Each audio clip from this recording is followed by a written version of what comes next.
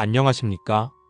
2016년 봄, 저는 그날도 어김없이 가게 문을 닫고 돌아오는 길이었습니다. 손님이라고는 하루 종일 3명뿐이었고, 그마저도 커피 한 잔씩만 마시고 가셨습니다. 레시피를 개발하고 인테리어를 고민하며 밤을 새웠던 그 열정은 어디로 갔는지, 텅 빈 가게를 바라보는 제 눈에는 그저 좌절감만 가득했습니다. 집으로 돌아오는 길 건너편 카페는 사람들로 푹 적였습니다. 6개월 전 제가 처음 이 카페를 오픈했을 때만 해도 그들처럼 저도 손님들로 가득한 가게를 꿈꿨습니다. 하지만 현실은 냉혹했습니다. 월세와 대출금을 갚지 못하는 날이 점점 다가오고 있었습니다. 그날 밤 저는 마지막 결정을 내렸습니다. 제 꿈이었던 그 카페를 정리하기로 했습니다. 그것이 제 인생의 가장 큰 실패의 시작이었습니다. 그리고 그 실패에서 다시 일어서기까지 저는 꼬박 7년이라는 시간이 필요했습니다. 처음 카페를 오픈하기로 마음먹었을 때 주변의 반응은 뜨거웠습니다. 당시 32살이었던 저는 10년간 다니던 회사를 과감히 그만두고 제 사업을 시작하기로 했습니다. 중소기업에서 사무직으로 일하던 저는 늘 내 일을 하고 싶다는 열망이 있었습니다. 퇴직금과 부모님께 받은 지원금, 그리고 개인 대출을 합쳐 총 1억 5천만 원으로 시작했습니다. 서울 한 골목, 그곳은 유동인구가 많다는 부동산 중개인의 말을 듣고 결정한 장소였습니다. 월세는 250만 원, 권리금은 5천만 원이었습니다. 나머지 돈으로 인테리어를 하고 기계를 들이고 재료를 사들였습니다. 개업 전날 저는 너무 설레서 잠을 이룰 수 없었습니다. 개업 첫 주는 정말 꿈만 같았습니다. 지인들이 축하한다며 찾아와 주었고 SNS에 홍보한 덕분에 호기심 어린 손님들도 제법 왔습니다. 이제 시작이구나 생각했습니다. 카페 창업 교육을 받으며 들었던 말이 있습니다. 처음 3개월은 적자가 당연하다. 6개월 지나면 손익분기점을 넘길 수 있다. 저는 그 말을 굳게 믿었습니다. 하지만 두 번째 달부터 상황이 달라졌습니다. 지인들의 방문이 줄었고 새로운 손님은 거의 오지 않았습니다. 제 카페가 위치한 곳은 실제로는 주요 상권에서 살짝 벗어난 곳이었습니다. 부동산 중개인의 말과는 달리 유동인구는 많지 않았습니다. 게다가 주변에는 이미 10개가 넘는 카페가 성업 중이었습니다. 저는 절박했습니다. 더 많은 메뉴를 개발하고 가격을 내리고 심지어 1+1 행사도 해봤습니다. 하지만 손님은 늘지 않았습니다. 매달 고정 비용만 500만 원 가까이 나가는데 수입은 한 달에 300만 원이 채 되지 않았습니다. 적자는 눈덩이처럼 불어났습니다.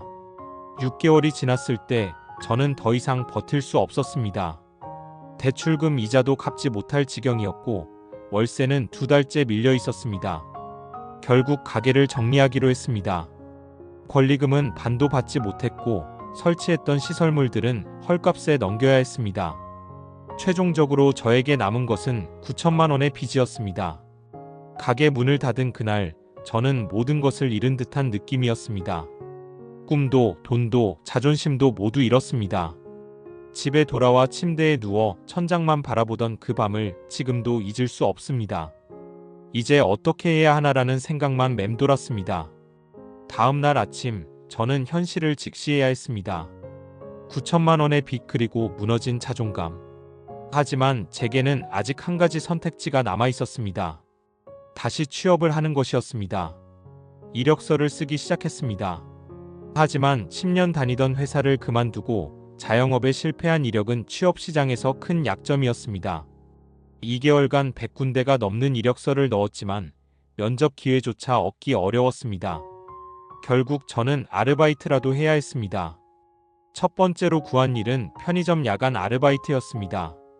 밤 10시부터 아침 6시까지 한 달에 200만 원 정도 벌었지만 그것으로는 대출금 이자를 갚기도 버거웠습니다. 낮에는 구직 활동을, 밤에는 아르바이트를 하는 생활이 반복되었습니다. 점점 건강도 나빠졌고 정신적으로도 매우 힘든 시간이었습니다. 우울증이 찾아왔고 때로는 자살까지 생각했습니다. 왜 이런 선택을 했을까? 나는 왜 이렇게 실패자일까라는 자책이 하루 종일 머릿속을 맴돌았습니다. 그러던 중 한 지인의 소개로 작은 무역회사에 격리직으로 취직할 수 있었습니다. 월급은 이전 회사보다 훨씬 적었지만 그나마 정규직이라는 안정감이 있었습니다. 야간 아르바이트는 그만두고 주말에만 음식점에서 서빙 아르바이트를 했습니다. 모든 수입은 빚을 갚는 데 사용했습니다. 처음 1년은 정말 고통스러웠습니다. 월급의 대부분은 이자를 갚는 데 들어갔고 주말까지 일해도 원금은 거의 줄지 않았습니다. 게다가 회사에서도 사업 실패자라는 꼬리표가 따라다녔습니다. 속으로는 분하고 억울했지만 저는 묵묵히 일했습니다. 선택의 여지가 없었습니다. 2년째 되던 해 저는 좀 더 체계적인 계획이 필요하다고 느꼈습니다. 이대로는 10년이 지나도 빚을 다 갚지 못할 것 같았습니다. 저는 개인회생을 고려하기 시작했습니다. 변호사와 상담 후 개인회생 절차를 밟기로 했습니다. 이는 제 신용을 포기하는 대신 빚을 조정받는 방법이었습니다. 개인회생 과정은 생각보다 복잡했습니다. 모든 재산을 신고하고 채무 상황을 증명하고 법원에 출석해야 했습니다. 6개월의 과정 끝에 저는 9천만 원의 빚 중 5천만 원을 5년에 걸쳐 분할 상환하는 조건으로 개인회생 결정을 받았습니다. 나머지 4천만 원은 면제받았습니다. 이제 매달 80만 원씩 5년간 갚아나가면 되었습니다. 여전히 빠듯했지만 감당할 수 있는 금액이었습니다. 개인회생 결정 후 저는 조금씩 희망을 갖기 시작했습니다. 5년만 버티자. 그리고 다시 시작하자라는 목표가 생겼습니다. 개인회생 결정 이후 저는 좀 더 안정적인 직장을 찾기 시작했습니다. 격리 경험을 바탕으로 세무 관련 자격증을 공부했습니다. 퇴근 후에는 도서관에서 밤 11시까지 공부했고 주말에도 학원에 다녔습니다. 6개월의 노력 끝에 세무회계 자격증을 취득했습니다. 자격증을 취득한 후 저는 좀 더 나은 조건의 회사로 이직할 수 있었습니다. 월급이 230만 원으로 올랐고 업무 환경도 더 좋아졌습니다. 주말 아르바이트는 계속했지만 이제는 모든 돈을 빚 상환에만 쓰지 않고 조금씩 저축도 시작했습니다. 개인회생 3년차 저는 세무사 사무실로 이직했습니다. 급여는 280만 원으로 올랐습니다. 밤늦게까지 일해야 하는 곳이었지만 세무 지식을 더 많이 배울 수 있었습니다. 이 시기에 저는 작은 목표를 세웠습니다. 개인회생이 끝나는 5년 후 저는 다시 제 일을 갖고 싶었습니다. 하지만 이번에는 카페가 아닌 제가 전문성을 쌓은 세무 분야에서였습니다. 개인회생 4년차부터는 세무사 자격증 공부를 시작했습니다. 세무사 시험은 매우 어려웠지만 저는 이미 실무 경험이 있어 조금 유리했습니다. 매일 새벽 5시에 일어나 출근 전 2시간, 퇴근 후 3시간씩 공부했습니다. 주말에는 하루 종일 도서관에 있었습니다. 아르바이트는 그만두고 오직 공부에만 집중했습니다. 개인회생 5년차 마지막 상환을 앞두고 있을 때 저는 세무사 1차 시험에 합격했습니다. 그리고 그 다음에 2차 시험까지 합격했습니다. 드디어 세무사가 된 것입니다. 33살에 시작한 자영업의 실패로 모든 것을 잃었던 저는 40살이 되어 새로운 전문직을 갖게 되었습니다. 세무사 자격을 취득한 후 저는 기존에 일하던 사무실에서 1년간 더 실무 경험을 쌓았습니다. 그리고 드디어 제 이름을 건 세무사 사무실을 열었습니다. 처음에는 작은 오피스텔 한 칸에서 시작했습니다. 초기 투자금은 2천만 원 정도였고 이번에는 대출 없이 제가 모은 돈으로만 시작했습니다. 세무사 사무실은 카페와는 달랐습니다. 화려한 인테리어나 대규모 마케팅이 필요하지 않았습니다. 고객은 지인의 소개나 이전 직장에서의 인연으로 한 명씩 늘어갔습니다. 첫 달에는 단 2명의 고객만 있었지만 6개월 후에는 20개가 넘는 업체의 세무를 담당하게 되었습니다. 사무실을 연 지 1년이 지날 무렵 저는 직원을 1명 고용할 수 있게 되었습니다. 2년이 지나자 더 넓은 사무실로 이전했고 직원도 3명으로 늘었습니다. 이제 저는 월 수입 500만 원 이상을 안정적으로 벌고 있었습니다. 지금 돌이켜보면 그 실패는 제 인생의 전환점이었습니다. 카페가 성공했다면 저는 아마도 여전히 그곳에서 하루하루를 버티고 있을지도 모릅니다. 하지만 실패했기에 저는 새로운 길을 찾아야 했고 그 과정에서 제 진짜 적성과 능력을 발견했습니다. 자영업 실패 후 7년 저는 다시 일어섰습니다. 그리고 이번에는 더 단단하게, 더 지혜롭게 서 있습니다. 제가 깨달은 몇 가지를 나누고 싶습니다. 첫째, 준비 없는 열정은 위험합니다. 카페를 열 때 저는 시장 조사나 경쟁 분석을 제대로 하지 않았습니다. 그저 나만의 공간을 갖고 싶다는 막연한 열망만 있었습니다. 이번에 세무사 사무실을 열 때는 철저히 준비했습니다. 1년간의 추가 실무 경험을 쌓았고 시장 상황도 면밀히 분석했습니다. 둘째, 실패는 끝이 아닙니다. 카페가 문을 닫던 날 저는 모든 것이 끝났다고 생각했습니다. 하지만 그것은 새로운 시작이었습니다. 실패를 통해 저는 제 한계를 알았고 부족한 점을 배웠습니다. 그리고 그것이 더 나은 선택을 할 수 있는 밑거름이 되었습니다. 셋째, 전문성이 중요합니다. 카페는 저에게 그저 좋아하는 일이었을 뿐 제가 전문성을 가진 분야는 아니었습니다. 반면 세무는 제가 체계적으로 공부하고 경험을 쌓은 분야입니다. 전문성이 있기에 경쟁에서 살아남을 수 있었고 고객들의 신뢰도 얻을 수 있었습니다. 넷째, 빚은 반드시 갚아야 합니다.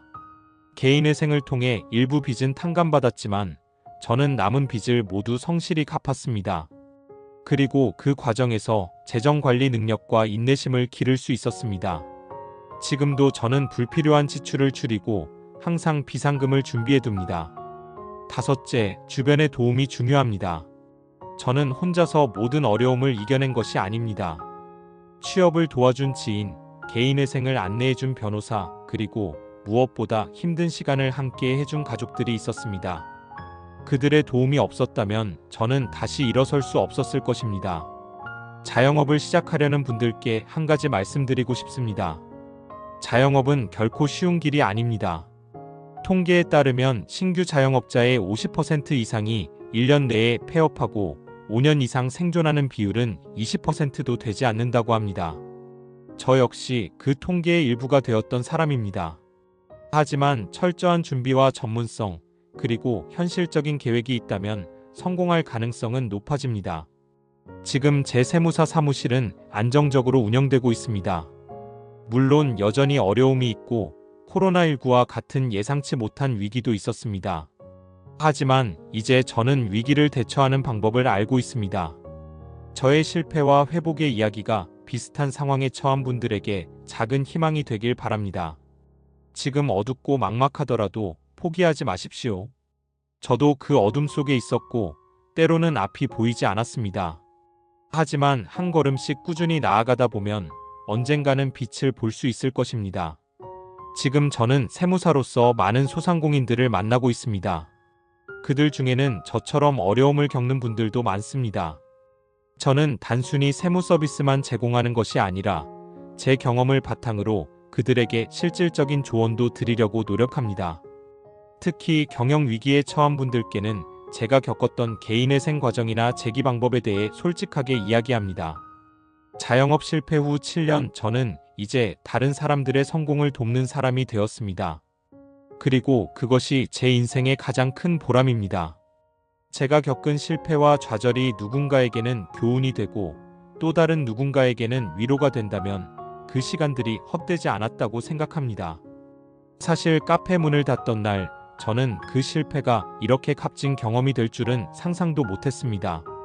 그때는 그저 인생이 끝났다고만 생각했습니다. 하지만 시간이 지나고 보니 그 실패가 저를 더 강하고 지혜롭게 만들었습니다.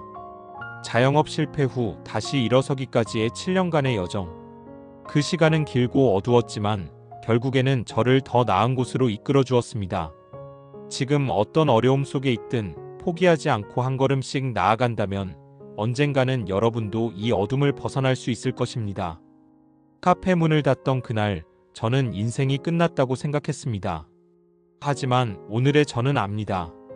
그것은 끝이 아닌 새로운 시작이었다는 것을. 그리고 그 시작이 저를 더 행복하고 의미 있는 삶으로 이끌어 주었다는 것을. 여러분의 인생에도 그런 전환점이 있기를 바랍니다. 7년의 시간이 지난 지금 저는 종종 그 카페가 있던 거리를 지나갑니다. 지금 그 자리에는 다른 가게가 들어섰고 제 카페의 흔적은 찾아볼 수 없습니다. 하지만 그곳을 지날 때마다 저는 감사함을 느낍니다.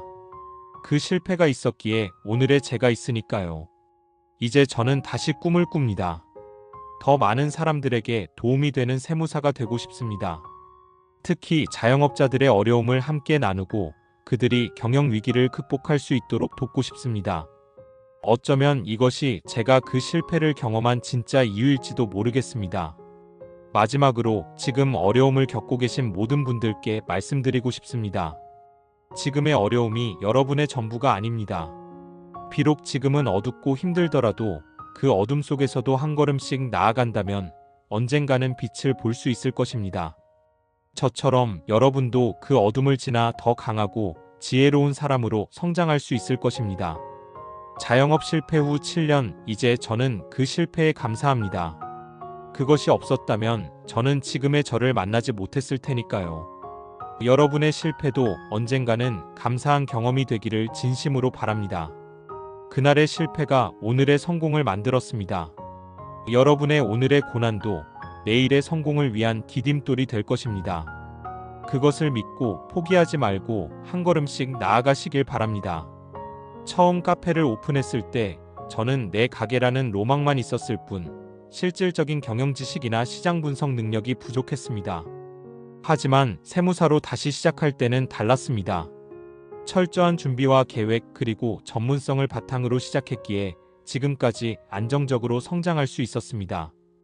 물론 세무사 사무실도 처음에는 쉽지 않았습니다. 고객을 유치하고 신뢰를 쌓는 과정이 필요했습니다. 하지만 과거의 실패 경험 덕분에 저는 더 현실적이고 체계적으로 접근할 수 있었습니다. 조급하게 서두르지 않고 한 단계씩 차분히 성장해 나갔습니다. 지금 저는 2명의 직원과 함께 작지만 안정적인 세무사 사무실을 운영하고 있습니다. 매달 20개가 넘는 업체의 세무를 담당하고 있으며 특히 소상공인과 자영업자들을 주 고객으로 하고 있습니다. 그들 중에는 저처럼 사업에 어려움을 겪는 분들도 많습니다. 저는 그들에게 단순한 세무 서비스를 넘어 제 경험을 바탕으로 한 실질적인 경영 조언도 함께 제공하고 있습니다. 세무사로서의 삶은 카페 운영과는 많이 다릅니다. 카페는 트렌드에 민감하고 경쟁이 치열한 반면 세무 분야는 전문성과 신뢰가 핵심입니다. 일단 고객의 신뢰를 얻으면 장기적인 관계를 유지할 수 있고 안정적인 수입도 기대할 수 있습니다. 물론 세무 분야도 디지털화와 세법 변경 등 변화가 있지만 기본적인 전문성만 갖추고 있다면 충분히 적응할 수 있습니다. 가끔 사람들이 물어봅니다. 다시 자영업을 시작한다면 어떤 분야를 선택하겠느냐고. 저는 항상 대답합니다. 확실한 전문성을 가진 분야라고. 카페나 음식점과 같이 진입 장벽이 낮은 업종은 경쟁이 너무 치열합니다. 반면 특정 분야에서 전문성을 갖추고 있다면 그것은 큰 경쟁력이 됩니다. 제가 세무사로 다시 자영업에 성공할 수 있었던 이유도 바로 이 전문성 때문이었습니다. 자영업 실패 후 재기하는 과정에서 가장 어려웠던 것은 사실 금전적인 문제가 아니었습니다. 물론 9천만 원의 빚은 큰 부담이었지만 그보다 더 힘들었던 것은 심리적인 상처였습니다. 실패자라는 낙인, 자존감 상실, 그리고 미래에 대한 불안감. 이런 감정들을 극복하는 것이 정말 어려웠습니다. 특히 우리 사회는 실패에 대해 너무 가혹합니다. 한번 실패하면 재기하기 어렵다는 인식이 팽배합니다. 저 역시 취업 과정에서 그런 편견을 많이 경험했습니다. 이력서에 자영업 폐업이라는 이력을 쓸 때마다 면접관들의 시선이 달라지는 것을 느꼈습니다. 마치 제가 무언가 잘못된 선택을 한 사람처럼, 능력이 부족한 사람처럼 대우받았습니다. 그러나 시간이 지나면서 저는 깨달았습니다. 실패는 결코 부끄러운 것이 아니라는 것을, 오히려 그것은 값진 경험이며 성장의 기회라는 것을. 이제 저는 제 실패를 당당히 이야기합니다. 그리고 그 경험이 오히려 제 강점이 되었습니다. 특히 비슷한 어려움을 겪는 자영업자 고객들에게 제 경험은 실질적인 조언과 공감의 근거가 됩니다. 세무사 사무실을 운영하면서 저는 많은 자영업자들의 이야기를 듣게 됩니다. 그들 중에는 저처럼 사업에 어려움을 겪는 분들도 많습니다. 특히 최근 몇 년간의 코로나19 팬데믹은 많은 소상공인에게 큰 타격을 주었습니다. 저는 이런 분들에게 단순한 세무 서비스를 넘어 경영 위기 극복을 위한 조언도 함께 제공하려고 노력합니다. 예를 들어 세금 체납으로 고민하는 고객에게는 개인회생이나 세금 분할 납부 등의 방법을 안내합니다. 매출이 급감한 고객에게는 정부 지원 정책이나 대출 프로그램 등의 정보를 공유합니다. 그리고 무엇보다 제 경험을 바탕으로 한 조언과 격려를 건넵니다. 지금은 힘들지만 포기하지 말고 한 걸음씩 나아가면 반드시 좋은 날이 올 것이라고. 가끔은 정말 힘든 상황에 처한 고객들을 만나기도 합니다. 빚 때문에 가족과 갈등을 겪거나 우울증으로 고통받는 분들. 이런 분들을 만나면 저는 제 이야기를 들려드립니다. 저 역시 그런 어둠 속에 있었고 때로는 자살까지 생각했지만 결국 그것을 이겨내고 지금은 행복하게 살고 있다고. 그리고 이런 말을 덧붙입니다. 힘든 시간이 영원히 계속되지는 않습니다. 포기하지 마세요. 자영업 실패 후 7년 지금의 저는 그때와는 많이 다릅니다. 경제적으로도 훨씬 안정되었고 심리적으로도 더 단단해졌습니다. 무엇보다 제 진정한 적성과 전문성을 발견했다는 것이 가장 큰 변화입니다. 카페 운영은 제게 맞지 않았지만 세무사로서의 삶은 제게 큰 만족감을 줍니다. 특히 고객들의 세무 문제를 해결해주고 그들의 사업에 도움이 된다는 사실이 저에게 큰 보람을 줍니다. 저는 이제 단순히 돈을 버는 것을 넘어 사회에 기여하고 있다는 느낌을 받습니다. 그리고 그것이 제게 진정한 행복을 가져다 줍니다. 물론 세무사로서의 삶이 항상 순탄한 것은 아닙니다. 매년 변화하는 세법에 대한 공부는 끊임없이 필요하고 바쁜 시즌에는 야근도 많습니다. 하지만 이런 어려움은 제가 카페 운영 실패 후 겪었던 고통에 비하면 아무것도 아닙니다. 오히려 저는 이런 건강한 스트레스를 통해 성장한다고 생각합니다. 지금 돌이켜보면 카페 운영 실패는 제 인생에서 가장 어둡지만 동시에 가장 값진 경험이었습니다. 그것이 없었다면 저는 아마도 여전히 제 진정한 적성과 능력을 발견하지 못했을 것입니다. 그 실패가 저를 더 단단하게 만들었고 더 깊은 전문성을 갖추게 했으며 결국 지금의 행복한 삶으로 이끌어 주었습니다. 무엇보다 그 경험은 제게 공감 능력을 선물했습니다. 이제 저는 어려움을 겪는 사람들의 마음을 진심으로 이해할 수 있습니다. 그리고 그것이 저를 더 좋은 세무사, 더 좋은 사람으로 만들어 주었다고 믿습니다. 이제 저는 새로운 목표를 가지고 있습니다. 앞으로 몇 년간 더 경험을 쌓은 후 자영업 실패 경험자들을 위한 재기 지원 프로그램을 만들고 싶습니다. 세무 지식과 제 경험을 바탕으로 실패 후 재기하려는 분들에게 실질적인 도움을 주고 싶습니다. 물론 아직은 초기 단계의 계획이지만 이것이 제가 앞으로 나아갈 방향입니다.